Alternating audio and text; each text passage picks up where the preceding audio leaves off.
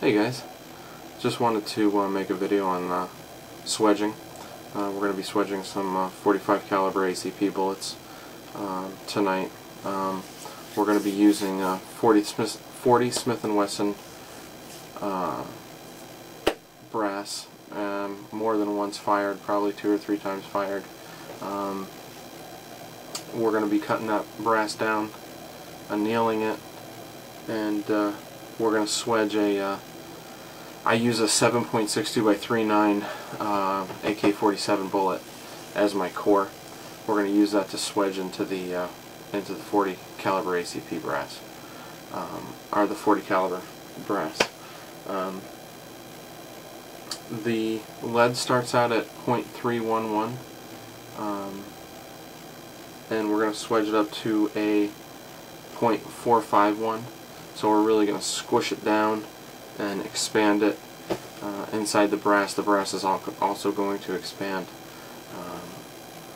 to .451, or as close as we can get to it anyway. So anyway, kind of just started swedging, just kind of getting into it.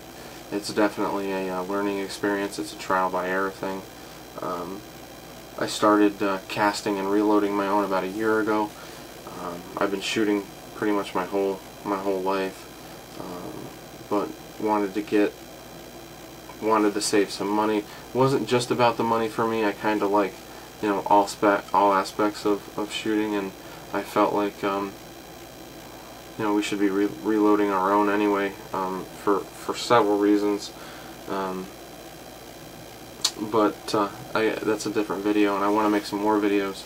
I feel like I'm kind of putting the carriage in front of the horse on this one, because I definitely want to do some casting videos, some reloading videos, some smelting videos.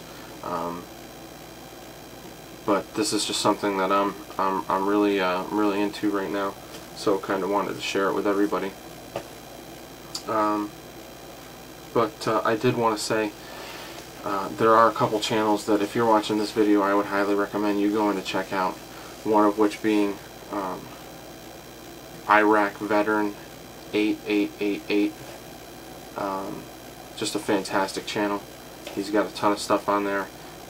Kind of was the guy that inspired me, kind of taught me initially how to cast, and watched his videos and basically learned from him.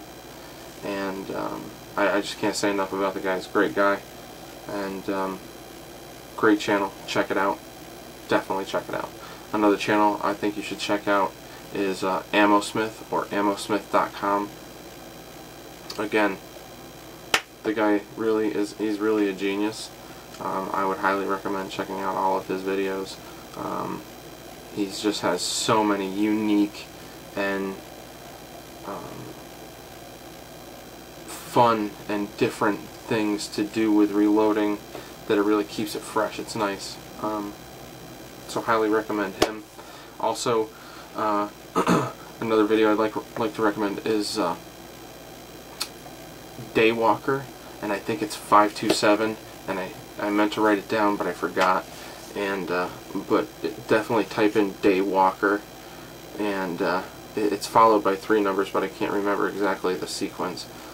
But he's great. He's got some swedging videos on there, so he's got new reloading stuff on there. Seems like a really great guy. Again, check out that channel. But without any further ado, I'll show you how I like to swedge, and some of the things that I'm doing with swedging. Pan the camera over here. Okay.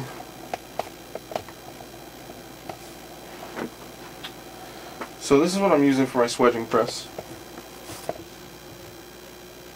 This is the Lee Classic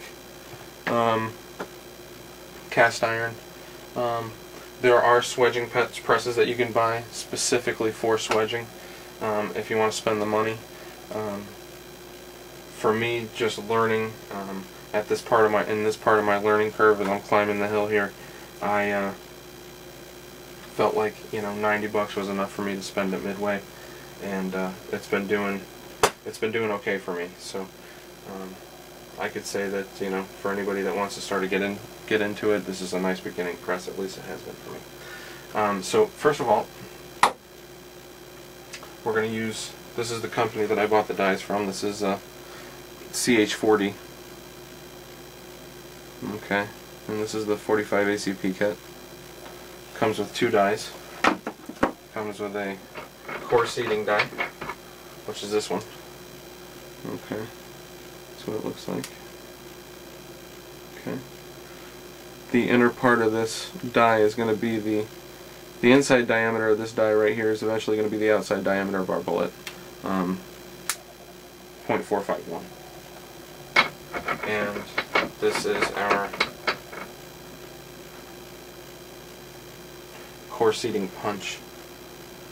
Okay. And it's dished with a little hole in there. And basically that's to let any extra lead out of this. It'll be extruded through this small hole and out the bottom of the punch here. So to sort of help prevent from expanding your die, which can happen.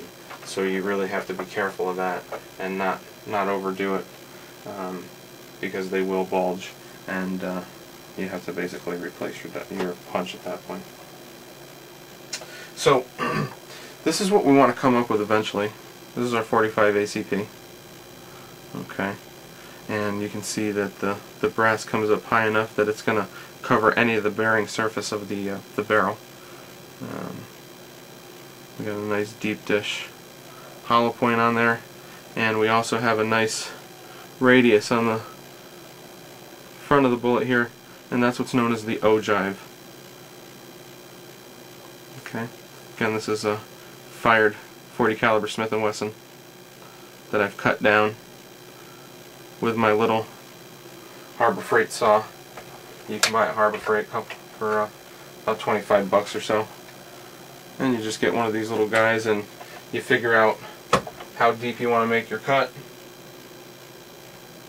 Here's what the 40 cal brass looks like before you cut it. And for me,